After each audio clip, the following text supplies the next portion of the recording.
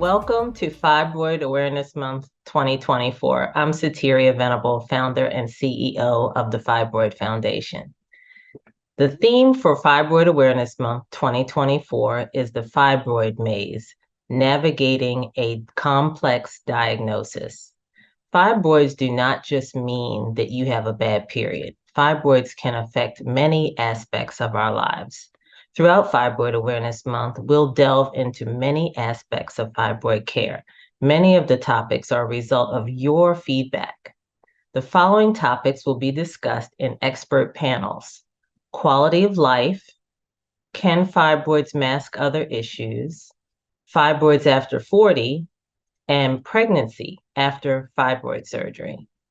Thank you so much for joining us. We look forward to sharing valuable information with you so you can be prepared to discuss your treatment plan with your healthcare provider.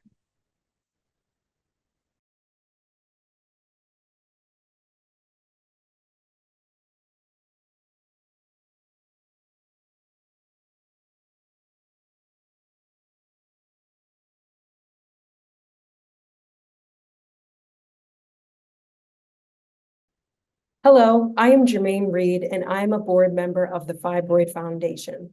Thank you so much for joining us during Fibroid Awareness Month, centered around our theme, the fibroid maze, finding solutions for a complex diagnosis. In addition to being a board member, I am also a fibroid warrior. I was diagnosed and had surgery in 2020 to remove most of them. Early in my diagnosis, I found the Fibroid Foundation through social media while searching online for answers at 2 a.m. From the beginning, I felt genuinely supported through the Foundation's free education resources, access to the latest peer-reviewed research, and an extensive network of global ambassadors who volunteer their time to offer guidance and support from their own fibroid experiences. We hope you enjoy the programming created for you throughout this important month. We invite you to donate so that we can continue to support everyone in need at thefibroidfoundation.org. Join me in supporting the Fibroid Foundation. Together, we can make a difference. Welcome to Fibroid Awareness Month 2024, Fibroids After 40. I'm Sateria Venable, founder and CEO of the Fibroid Foundation. All women will face perimenopause and menopause, and yet both phases of life have been largely ignored by the medical field. Hence, we have little information. Thankfully, due in large part to advocates like the knowledgeable panelists you will meet today, there is a new focus on menopause. Today, I'm pleased to be joined by two women whose platforms focus on a woman's journey through perimenopause and menopause. Claire Gill founded the National Menopause Foundation in 2019 to bring about a positive change in how women perceive and experience health at midlife. Claire is a long-standing nonprofit executive who developed a stellar network in the bone health space and is now leveraging her knowledge in the menopause space. Denise Pines is a trusted resource for women as they pursue midlife wellness. She's the founder of WisePause Lifestyle Summit. Denise is president of the Medical Board of California and serves on the Martin Luther King Community Hospital Foundation Board. She's a member of and serves in leadership positions in the California University of Science and Medicine School of Medicine, the Triple Step Toward the Cure, and the Taiwan Tea Manufacturers Association. Denise is an award-winning marketer and serial entrepreneur and has participated in 10 startups. Wow. Welcome, Claire and Denise. I am so pleased that you're both here today. Thank you. Thanks for having us. Thanks for having us. So I thought a good place to start would be to ask you, what led you to this advocacy focus on menopause, perimenopause? What voids did you see? What was the catalyst? Denise, I'll start with you. Sure. So for me, it really started with a hot flash. I have been in the entertainment business for over 25 years now and have covered a lot of content around health and wellness from, all kinds of different angles. And honestly, never thought about menopause so much, never thought that I was going to get hot flashes. My mother's experience was that she just had heavy period. So that was what was in my mind. And so when I got a hot flash one day, I actually thought I was having a heart attack. And I thought, how can I be having a heart attack? I just ran a half marathon 2 weeks prior. And after the fourth disruption, I realized I was having hot flashes and reached out to my doctor, who had then told me about sort of this tea that had hormonal properties to it, hormonal balance properties. And so fast forward, took the tea, it worked. And then he and I got into starting this company called Tea Botanics. And that led me to talking to so many women. And that became the journey, right? When I realized so many women were like me, so many women were showing up to their doctors without getting any help, or being told they were too young, or being told to just grind through it. It's only going to be a few years. And I thought that's just absolutely unacceptable. And it just set me off on a path in so many different directions, from, obviously having this tea business and doing a line of teas for menopause across the menopausal journey, to bringing healthcare experts together to front face with women, so women hear the correct information from the physicians or the experts. And then leading into femtech and trying to encourage more solutions for women who are aged 40 plus. Because at the time when I started doing reports and pitch competitions and meeting with investors to talk about what's viable for this market, there was very few things that were geared towards this woman. So that's kind of led me into this journey. Very, very interesting. And I just want to highlight a few things you said before we get to hear Claire's amazing story. One is that everyone's menopause journey, just like periods, perimenopause, is different. And like you, I expected my menopause journey to be like my mom's, which was similar to your mom's. Not the same for me. And mine started off with baby little hot flashes that weren't even just a little warming of the body. And then over time, they became more frequent and more intense, even though some folks tell me that the hot flashes I have are nothing in comparison to what they're having. So I think it's really, and I applaud you for kind of just saying, no, there has to be a better solution. We have to figure out a better way. So yeah, I can relate to much of that. So Claire, what voids did you see? What brought you to this advocacy? Well, my journey really into this area was, I was approaching that time of life. I was perimenopausal, and I had, fortunately, a clinician who had kind of talked about it earlier. So I did know that this stage of life kind of happens, earlier than some of us anticipate. Excuse me. So I had been working in women's health in the bone health and osteoporosis field. And it was brought to my attention there that they needed access to our audience to do programs related to clinical education around menopause, because there was no patient advocacy organization for women at menopause. And knowing that there seems to be a nonprofit for just about everything, it really shocked me that there wasn't one for this stage of life that, as we said, impacts every woman. I mean, if we live long enough and we're healthy enough, we will naturally reach menopause. And so the fact that we know so little about it was a really big concern of mine. My mother was a nurse, and so like you experienced, I had understood my mom's experience with it.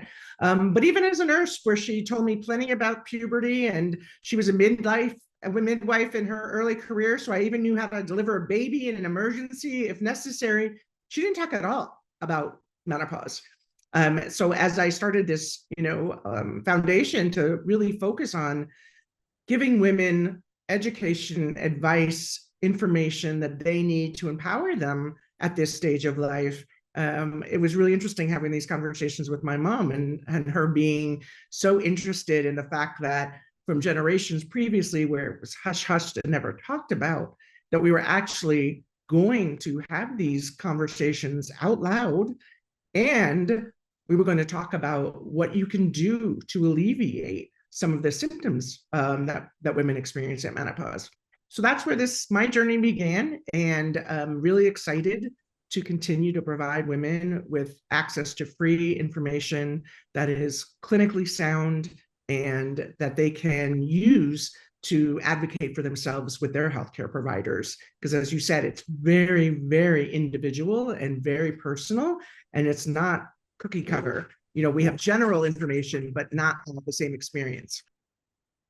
Yeah, and it's so interesting because those generational norms also have played a huge part in how we discuss or don't discuss anything regarding menstrual health, pelvic health, and that is a huge issue. What do you think, or what do you wish women knew to prepare them for hormonal changes as they approach perimenopause? Claire, I'll come back to you first. I wish that women understood their bodies better. I wish that across the lifespan that we understood about what happens to us on our reproductive journey and our post-reproductive journey. We're taught so much about puberty, and then again, for those women who choose parenthood or who are able to have children, you get lessons about birthing and about parenting. And yet there's nothing about this stage of life and how normal it is and what to expect and how to initiate the conversation with your clinician if you are experiencing symptoms. And I also wish women knew about the symptoms of menopause. When we talk about hot flashes or night sweats, which is pretty common, and most women, even if you know nothing about osteoporosis, you've seen in pop culture the stories or the jokes about women experiencing hot flashes. But there are so many other things that happen to us, and it can be very dramatic or it can be very simple. It depends on the woman. But for those who are experiencing these symptoms, I wish we knew what to expect. And I hope that with organizations like Denise and mine and many others available, and what you're doing, Sateria, and in Fibroids, that women do have a better understanding of what to expect as they journey to and through menopause. I agree. That education is just so pivotal. And I remember when I started menopause, hearing about about our hormones being like an orchestra, where everything is kind of, really balanced and one note supports another. But I think those are dynamics we really take for granted when we're younger because we don't really have to think about them or address them.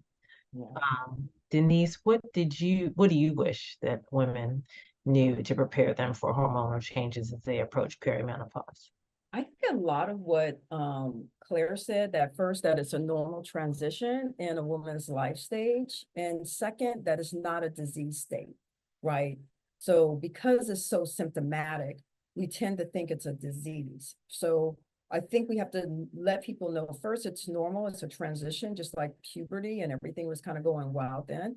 And the same thing that's happening, the body is adjusting to no longer being able to the body to serve for another body being inside of it. And that's the adjustment, right?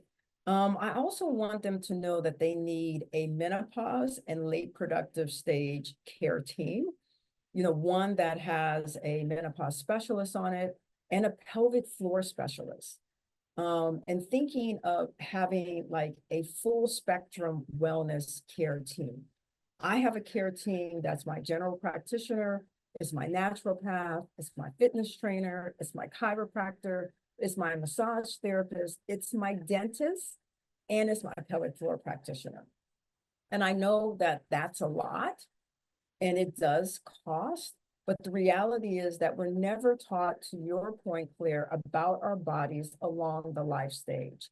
And our health changes daily, depending on what we're doing, what we're eating, what we're exposed to from an environmental standpoint, when we miss sleep, how stress works on the body. And so in my case, I'm a runner. And so I utilize all of them to get me to continue to run for as long as I want to run, or till my body says, knock, knock, you're done, right? So it's why I have that kind of care wrapped around me. And the one person that I am missing, honestly, is a nutritionist. I finally got what they all say, the the belly fat.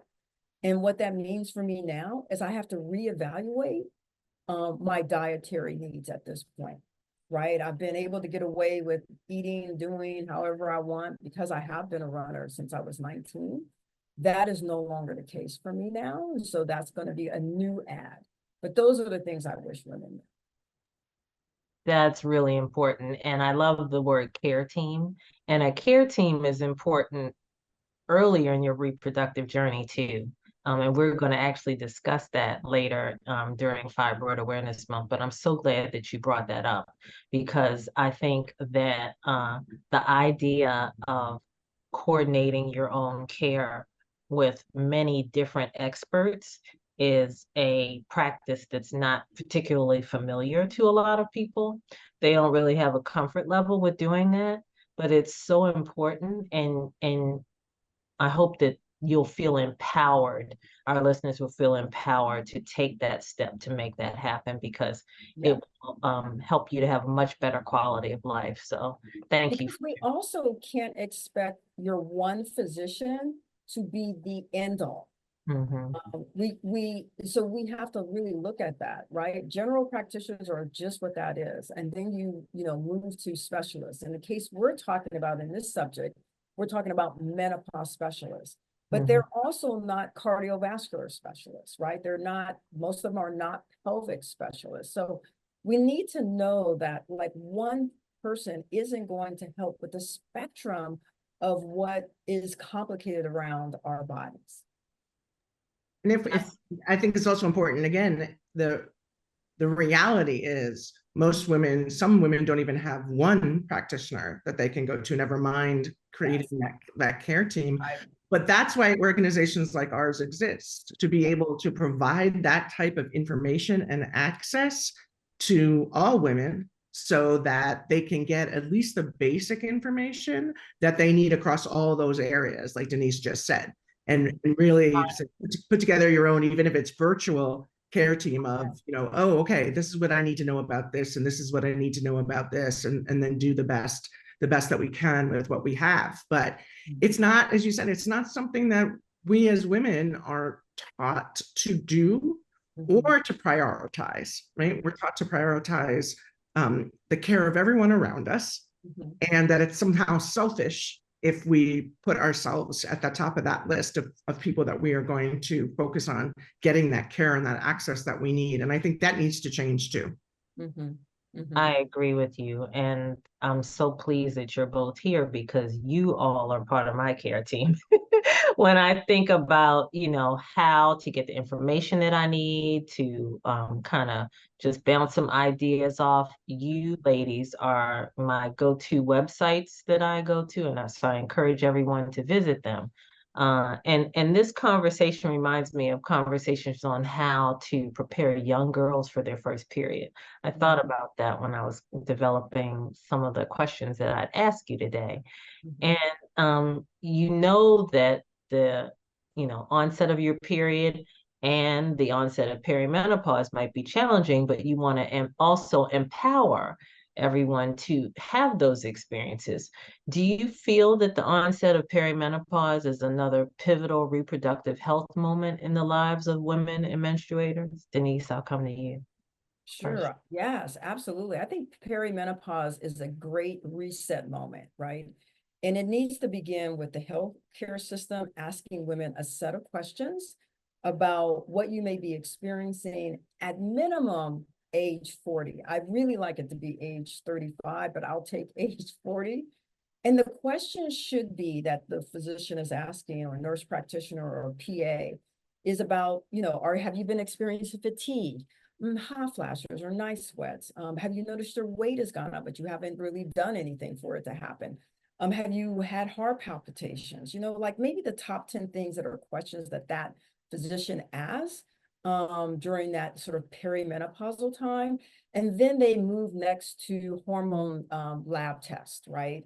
And then a discussion before you leave out of there about menopause and perimenopause, and giving them some good reading material with several websites that they can go, like the National Menopause Foundation or WisePause, And that will start to normalize this stage, right? That means that I'm going and my doctor, oh, Denise is 40. Okay, let me have a sort of set of questions that I'm going to start asking her. Just like that question we get asked all the time, when's the first day or the last day of your period?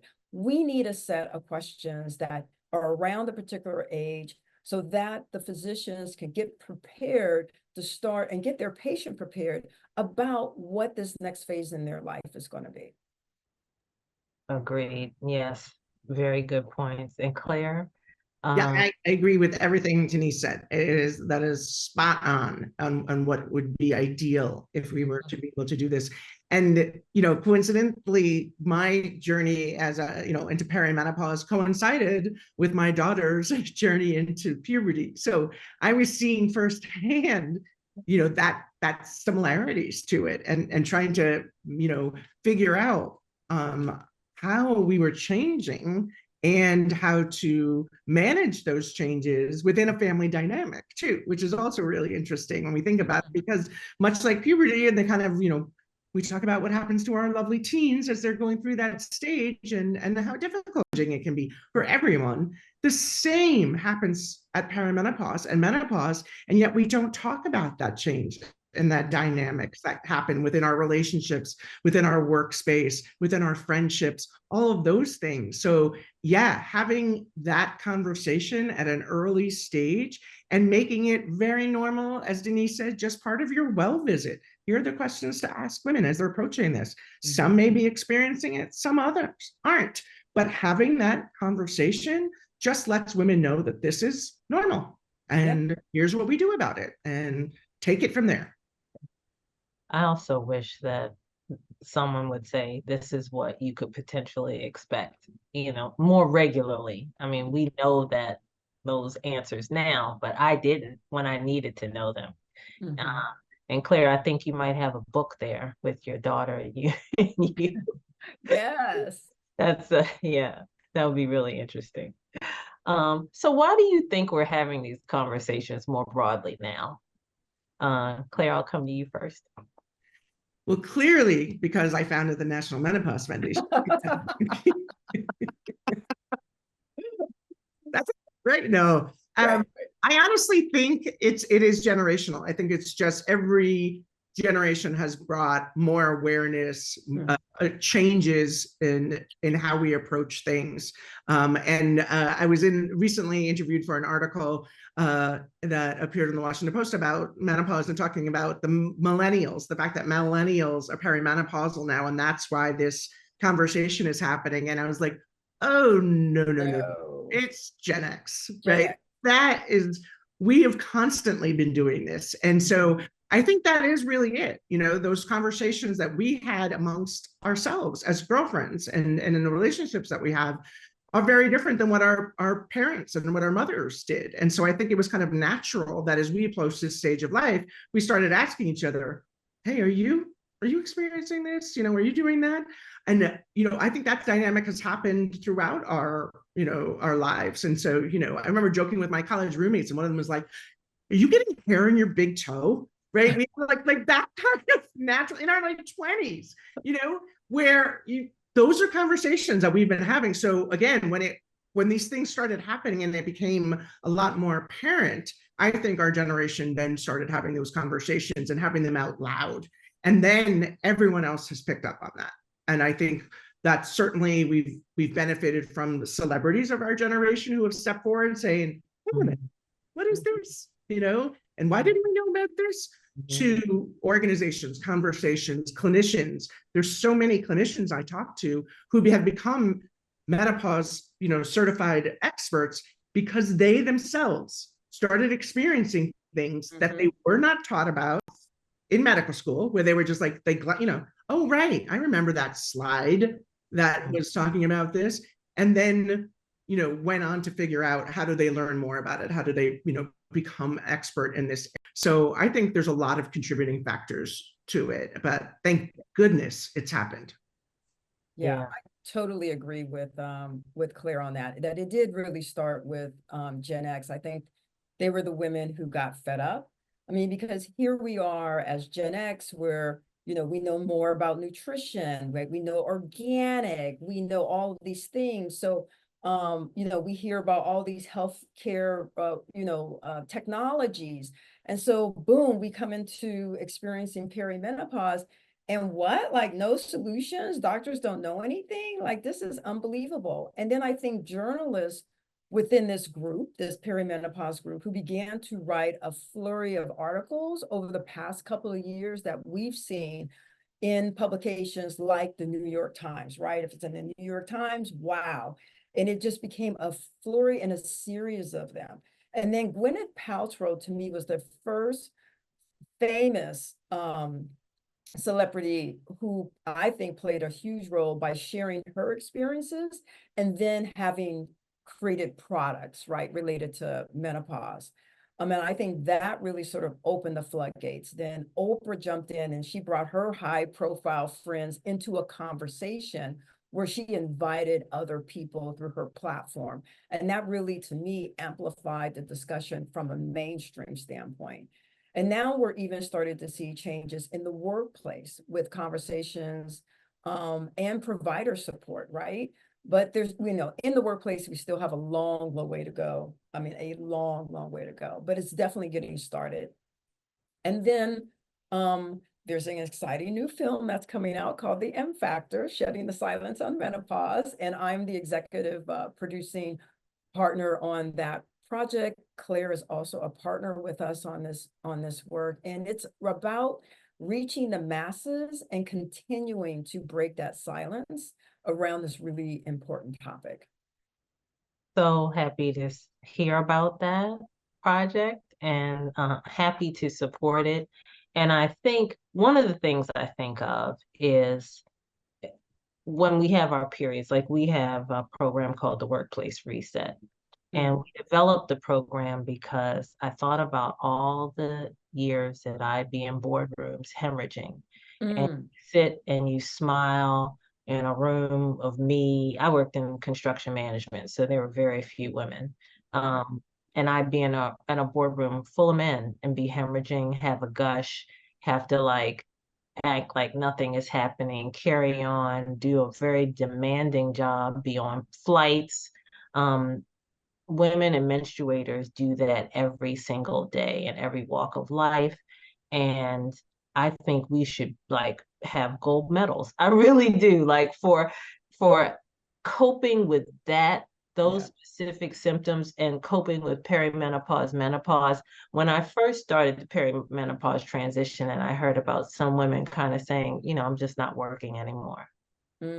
I couldn't completely relate to that, but now working, managing an organization, taking care of a, elderly parent, I totally get that, like completely. And I think that there needs to be more of a focus on what heroes we are in the community, in society, for what we endure. Not that we want to keep enduring it, but I think that there needs to be a respect that is given to women and menstruators for what we endure. And that currently is not the case. So I'm hoping that these discussions will help to kind of open a window there, if you will. What do you all think about that? I'd say I absolutely agree with that. And that respect and that empathy needs to be within the female community, right? Yeah. We tend to, I don't know, somewhere along the line, we're told that there's a prize for suffering. There isn't, right? And so we need to get over that. And we also need to be empathetic about the fact that our journeys are different. And what you're going through, and you talk about it as a suffering experience, and some other women, the reaction is, well, that's ridiculous. I didn't suffer. I don't think we have to describe it as suffering. I hear this all the time. And so my response is always, I completely appreciate that. And I'm so relieved for you that that was not what you experienced.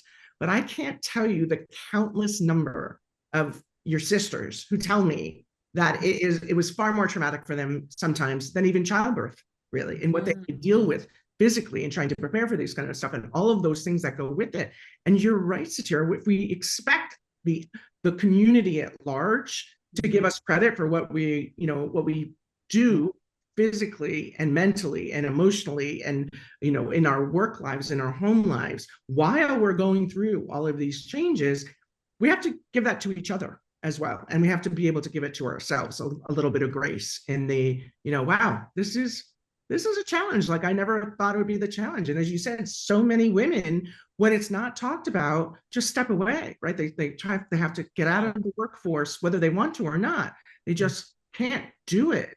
And so I think we need more support around that, and just being able to acknowledge it, that it happens, and that there is, opportunities to get that support that's needed, whether in the workplace, at home, in any kind of situation, medically, physically, emotionally, to be able to handle these symptoms. I mean, that was one of the things that happened in the UK. The reason why the UK is much more progressive in this area, definitely when it comes to the workplace, is that they had women dropping out. And in their, sort of social environment, they could do that. And I can drop out and I'm going to, get on, I call it the dough.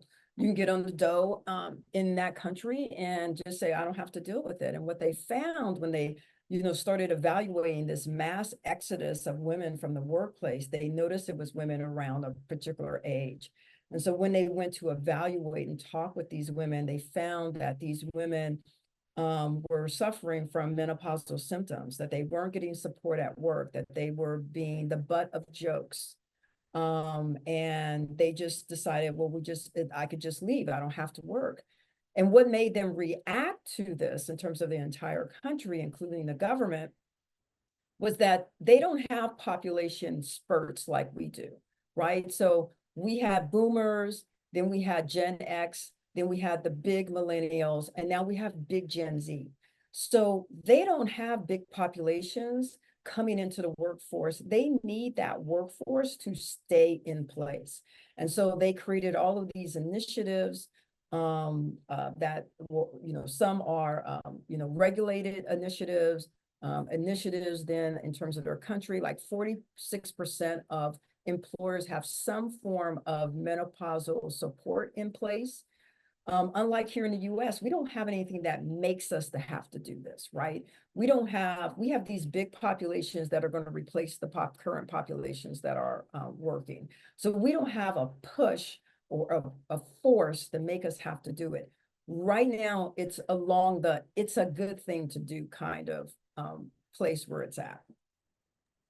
That is fascinating. I did not know those dynamics, but I wonder, because the younger generations, are more vocal about what they will tolerate in the workplace. And I wonder if there might be a dynamic that causes them in the future to have a very short window of tolerance for menopausal symptoms and dealing with it in the workplace. But that's amazing. I did not know that, Denise. Yeah.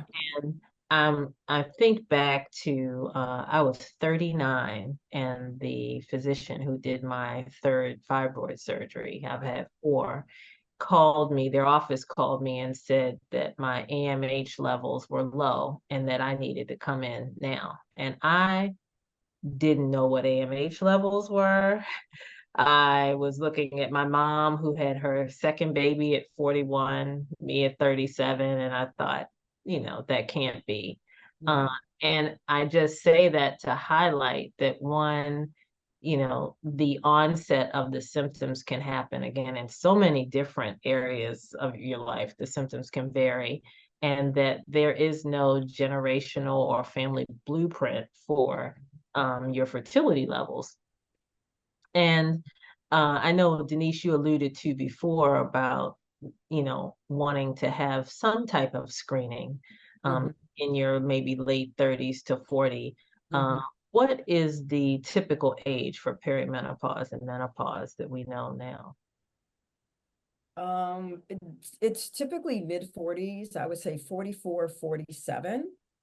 I've noticed a lot of women will talk about sweating at night tends to be kind of the early signs of what they have. It could be fatigue. It could be all of a sudden they notice like, you know, they're gaining weight, you know, sort of like those types of things. And then, you know, menopause, the average age is 51, but you have outliners. I have two friends, one who was 63, had full 5-day periods all the way up until she was 63. Others have been late 50s. So I will say what I did notice consistently about those women whose periods don't end until, you know, late 50s or early 60s is they do look 10 years younger. They do have a different vibrancy. So there is something to that estrogen level being that high in these women for that length of time. So those are the kind of things that I've noticed. Yeah, I also saw an article, and I was pleased to see the article because I had my baby at 41 as well. Was that they now said studies have shown that women who have children later in life actually live longer, and part of that is that, right? If biologically our years are off, if we're able to continue to reproduce, that again provides that some kind of buffer that allows for longevity. And so that makes sense when you start to dive into how important estrogen and the ovary is to women's health in general. And we're only at the tip of the iceberg of understanding that, which is why it's really terrific that more effort has been announced lately to focus on women's health research and midlife women's health research, because we don't know more than we know.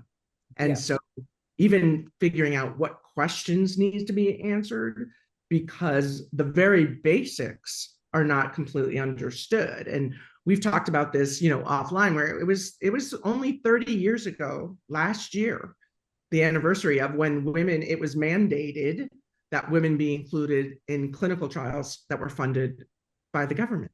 I mean, it wasn't, we weren't babies. Really, this was like within our adult lifetime that this started. And that to me is just, one, unacceptable, right? We have so much catching up to do, but it explains why we don't know so much yet, and how much work we have to do to kind of really, really grasp what happens, in a woman's health journey. Yeah. Yeah, Because it takes at least like 70, so you think only 30 years, and let's just say it didn't happen right away. You know how government and bills work, something passes today, within 5 years, it's now, effective and put into place. So when you look at the learning from even a drug, it's 17 years. So we basically have had 2 cycles of anything that actually were concluding women to learn from. So we've got, a long way to go until what Claire is talking about, the White House initiative, which is really, really great and it's a starting point, but we need billions of dollars in order to start to solve fibroids, PCOS, endometriosis, PMS, right? These things that women have just been suffering with for so long because there hasn't been any research, because the decision makers of research dollars don't look like women. And they don't believe these are important issues. A lot of times because women haven't talked about these issues. Again, that silent suffering that, we hold on to, right? Sometimes when I go out and I'm talking to venture capitalists, they want to reference, their wife as a barometer for how all women are having an experience. Well, my wife never had hot flashes. I mean, she's fine. She didn't talk to me about it. And it's like, okay, well, maybe your wife, had the money to go to a good doctor, and maybe she got HRT, and that's the reason why you don't know she has been experiencing it, but she was able to solve it for herself. So that's the other challenge that we have is how men perceive what all women are experiencing by that one woman that's in their immediate space.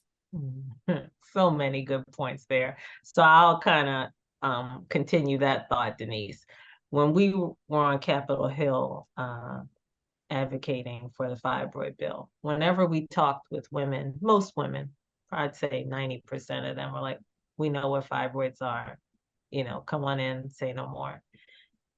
Those without a uterus, of course, they, for the most part, were not aware. So we had to take a different line of conversation, which was around the Defense Act, which was at that point, the Defense Act had a clause on fibroids. And so when we tied fibroids to military readiness, then all of a sudden we had folks' attention.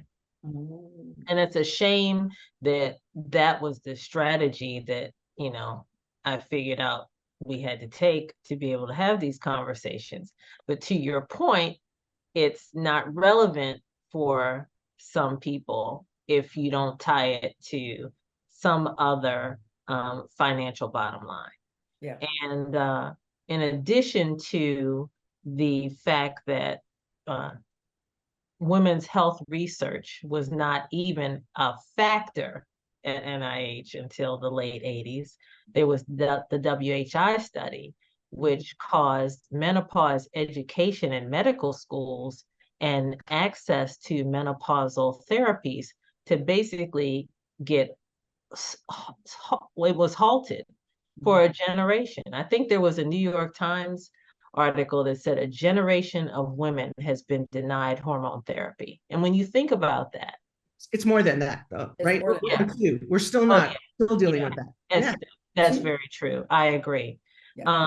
And I heard about a Yale study that is looking at periods, menopause not happening, finding ways to eliminate menopause altogether. Now, while I'm intrigued, I also wonder about the folks who do have the fibroids, endometriosis, PCOS, who, while menopausal symptoms can be debilitating, for me at least, it's not as debilitating, which is sad. You're comparing, unwelcome experiences, but it's not as debilitating as the uterine fibroid symptoms were. So, but like you said, we're at the tip of the iceberg on this. And so there are so much left to learn, but you both are providing such fantastic insights. I really appreciate it. Can you expand on some of the symptoms that you can experience? Claire? Yeah, we talked about some of the major ones, obviously, the night sweats and hot flashes, which are vasomotor symptoms, is a medical term for it. Then the next, one of the common ones too, is also sleep deprivation. So any type of sleep interruption, sleep deprivation, those are the kinds of things that women start to experience as they start the menopausal journey. And again, not realizing that that is one of the main areas. There are also urinary symptoms of menopause now, which are things that, again, topics we don't talk about that have to do with the pelvic floor and the women's sexual organs, so that we actually talk about vaginas now, and we're allowed to say those words in some circles. So vaginal dryness, urinary incontinence, the urinary tract infections come up, along. So anything, again, having to do with the geriurinary symptoms of menopause in that area are very, very common. And then there's 34 or more, but we have a list of 34 that we provide a checklist on our website in both English and Spanish, so women can track their symptoms, track the severity, track the frequency, and then be able to bring that information to their clinician to say, this is what's happening to me, right? What's going on? But mental health issues are not talked about when it comes to menopause and the menopause journey. Women who have never had anxiety or depression in their lives might start feeling, anxious, panic attacks, or depression. And again, thinking, what's happening to me? Not understanding that, again, it's a hormone imbalance. And so your body is reacting in a different way. Similarly with brain fog, we talk about that, where women lose the words, right? What's that word I'm looking for? And where is that? And that can become debilitating at work, where you're, again, not able to function at the level that you thought you were able to do. And then you start to worry about that. And unfortunately, many women get tested by their clinician for everything under the sun related to these symptoms before it's recognized that it is actually perimenopause. And that is a very, very common comment that we get from women. Oh my God, I was checked for Alzheimer's and early onset dementia and cancer and all of these things. And then they finally came around to, oh, right, you're about 45, 47, it's perimenopause. And so I think it's really important that women know there are many symptoms, and some of them can be confusing. Some women have joint pain, heart palpitations, as Denise mentioned, that kind of anxiety where you think something else is happening and you can feel it in your heart. That is very normal for some people. And for other women, they don't experience those at all. So it really is important to sort of know what those symptoms are, track the ones that you're experiencing, and then that helps you and your clinician put together that shared decision making on, oh, here's what's happening, here's how we can address these things. It's interesting. You reminded me that during the pandemic, I went to an ENT, ear, nose, and throat specialist, because I had ringing in my ears. And he wanted me to go through an MRI and do some scope thing. And I was like, I'm not doing that. And then lo and behold, I found out that it's menopause. Like, had I spent all that money and had like an invasive procedure and it was just hormones dropping. I mean, it's just crazy what we don't know. Yeah, so I mean, that's a good example of a symptom that's not like typical, right? Ringing in the ear, tinnitus, just like our mouth, right? We start building up more bacteria in our mouth during the perimenopausal years. And if you weren't a person who floss or you don't go regular cleanings, you end up on the other side, maybe 60, and now you got a whole mouth that's either gum, gingivitis, bone loss, and you now are on a journey of a very expensive path of how to solve like your mouth issues, just because bacteria started to increase during that time. So there's, all these ranging symptoms that we definitely need to know about, right? That we don't, or nobody ever thinks, and Claire knows this because of her, being an executive director for the Bone Foundation, is the percentage you could potentially lose in bone loss and your density of your bones just in perimenopause, and it happens in a short period of time. But no one, it's sort of the invisible disease, because we can't see that on the outside. You can't see that you have brittle bones on the outside. I have a friend who has osteoporosis, and I hadn't seen her at the workout for like three or 4 weeks. And she had a fall, right? She's 61. She had a fall, tried to brace herself, and fractured her like 30 places. Yeah. Right? Because now she knows that she has that. But how many people who have it don't actually know and do that same thing? That's so challenging. Denise, how should women start the process of finding providers to guide them through the perimenopause and menopause journey? I think it's tough, to be honest, right? We're beginning to have some reliable sources, right? The National Menopause Foundation, the Menopause Society, formerly known as NAMS, have lists of practitioners that have received certified menopause training through them. At WisePause.com, we list physicians and menopause specialists as well. Full disclosure, that's my platform. Again, sort of your OB can't be the end all to your health. You might need to see, for some of the things you have, a heart expert. You might have diabetes as you're going into menopause. So you need to make sure that whoever is treating your diabetes is working with your OB and understanding the impact that has on your body. And so I think that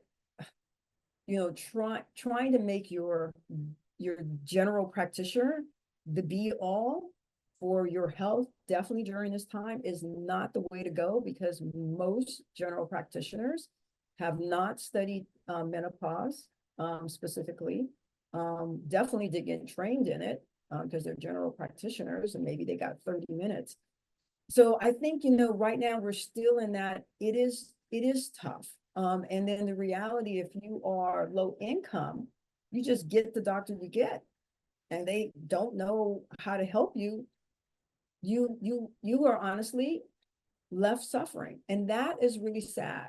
And that's the space that I am trying to really lift up by trying to have this conversation, to force those general practitioners to have a mandated CME course if in menopause, if their patient population is 25% is over the age of 40, right? This is no longer optional. This is no longer optional for you to do. I always say you give people a chance to do the thing that's right, and then finally you got to force it on them. So in this case, we need to pass a federal bill or start state by state passing bills that mandates menopause training for physicians.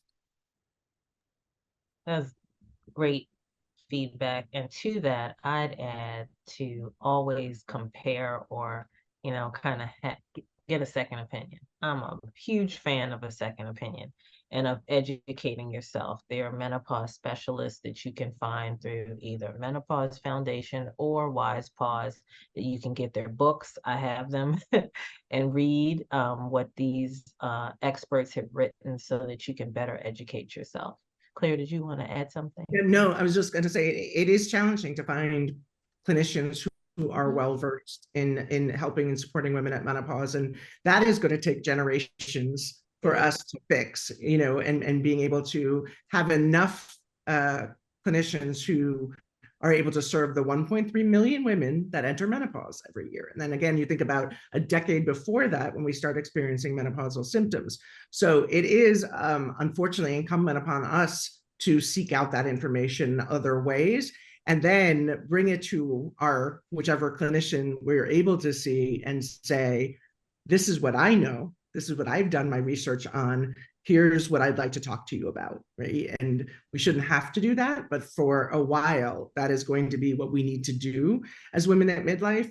And then, as you said, look for reputable sources of information about how to manage and treat, in some cases, menopausal symptoms, because there's a lot of misinformation out there as well. And unfortunately, the pros and cons of living in our wired world and where there's so much information available and it's coming at us from every angle, not all of it is from reliable sources, and not all of it is being presented in our best interest.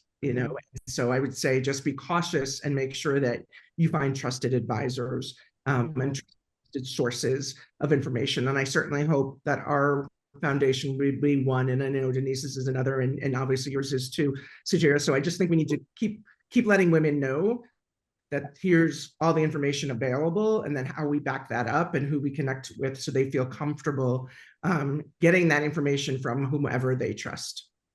Excellent. And I'll finish by asking for one or two words on the benefits as you see it of the perimenopause menopause journey. Denise, I know you have to go in a little bit. Yeah. Honestly, fluctuating hormones during perimenopause and menopause, I mean, it's tough. Let's just be honest, it's tough. But I think there's some hidden benefits if you look closely. And one of the big ones is the realization that aging is a privilege. It's also the time to reset your life. I like to look at it like that all the time. Like, here we are, we're going along life, and all of a sudden for women, we get this like, it's like things aren't the same, like something disrupted me.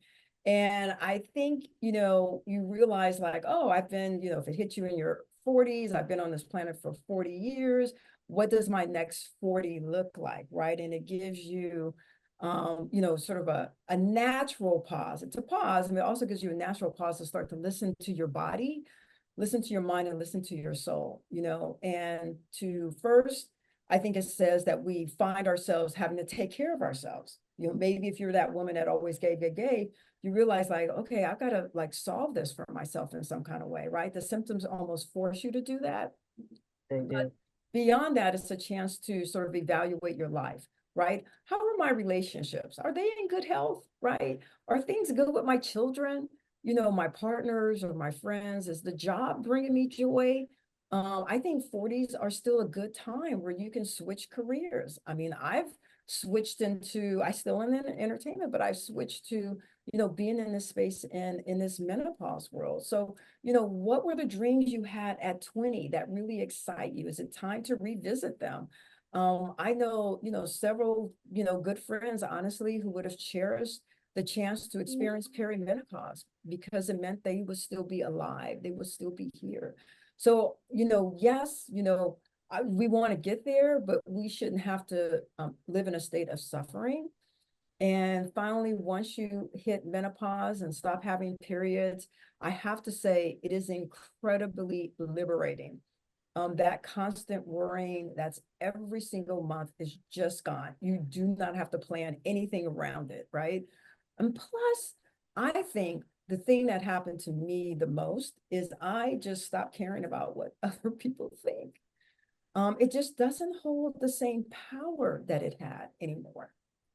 And it let me decide who I wanted to be friends with, who I want to work with, even family members that I just go, I never really liked them since I was a kid. I don't have to force myself to do that anymore. Yeah. If I go to the family gatherings, I just don't go where you're at.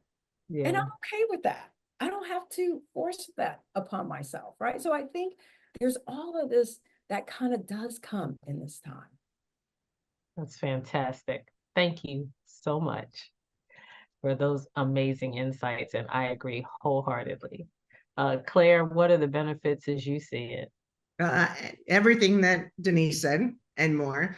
It is this empowerment. I think that is what people don't realize. And yes, we have to manage some, the symptoms, but really there is nothing like this stage of life for fulfilling who you really want to be. And I think that's really exciting that we miss out sometimes as we're talking about what aging is, like you said, and aging healthfully and all of those things, that it's not something to fear, that it actually gets better and better and better for as long as we're able to do it. And I interviewed actually my practitioner, an acupuncturist that I use within my care team. And he had this incredible analogy that I'd like to share with you, where he's talking about if we consider a woman's reproductive journey, and it's like literally like puberty is like the takeoff of a plane, right? There's all of this energy and this resource to get it up in the air, and then you're pretty much flying along, the 30,000 feet perspective, and that continues, whatever, and it's all that kind of stuff, that energy that's put into keeping the flight, staying at that level. And then perimenopause and menopause is sort of like coming down for a landing on that reproductive journey. And what we try to do is minimize the turbulence on the way down, right? Because you're going to have those rides, right? But we all want to land safely. And that, having that effort to kind of get down there is what we struggle with as far as the symptoms. But the thought then that all of that energy and resources that our bodies and we put into keeping the flight, and healthy at that level, can now be directed to anything that we want. And that's amazing. And so it really is an exciting time. And I hope that we can provide women and their families and their communities with that kind of information, so that we change the culture of how we look and how we react to women aging, because it is a beautiful, powerful thing, and we need to own it and enjoy it. Mm-hmm. Absolutely amazing.